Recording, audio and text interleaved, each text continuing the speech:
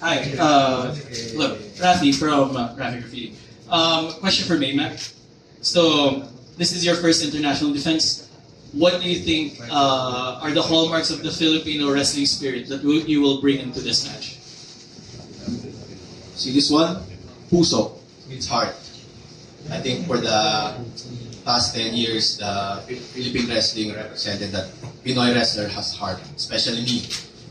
I think I can call myself a late bloomer. I've been with JDL since 2014, but this is my first, after 10 years, almost 11 years, this is my first top championship. So, if I don't represent Puso, if I don't have a heart, I don't deserve this. So, if if there's one thing that Dr. Gore needs to watch out, it's the heart. It's the heart of Pinoy wrestlers, and never underestimate the heart of a champion. Love that, thank you.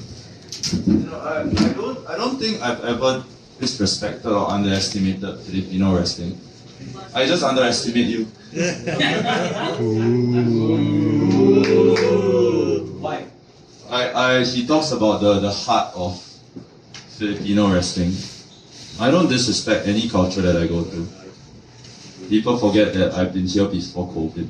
People forget that I've been doing this before the horrors. He talks about late bloomer. I'm a late bloomer too.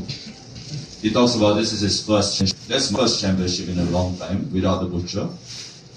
Now I hear the quiver in your voice. I see your elbows on the table, and I hear the amount of shakiness that's coming from him, which shows me that I don't need to validate his actions. He's validating himself when he says that I underestimate him. I never said anything about him. I just say that he thinks of me on a certain way because he had the opportunity to go after the biggest name on the card, Yoshitatsu. He had the opportunity to go against Valiant Aki, but he didn't. He went after me. Says more about him than me.